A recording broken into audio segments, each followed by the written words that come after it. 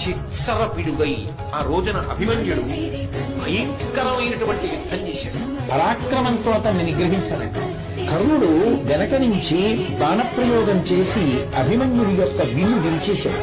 శల్యుడు, బాహ్లికుడు, అశ్వత్థామ మొదలైనటువంటి వాళ్ళందరూ కూడా అస్త్రశస్త్రాలను ఒక్కసారి ప్రయోగించడం మొదలుపెట్టారో రథం కూడా విరిగి కింద పడిపోయిందో అభిమన్యుడు ఒక్కసారి మహావేగంతో కింద పడిపోతూ ఆ రథ చక్రాన్ని తీసుకుని కేవలం రథ చక్రాన్ని చేత్తో పట్టుకుని యుద్ధానికి ఉపక్రమించాడు. ఆయన శత్రు సైన్యాన్ని భయపెడుతుంటే ఇంతమంది వీరులు యుద్ధ భూమిని విడిచిపెట్టి పారిపోయారు.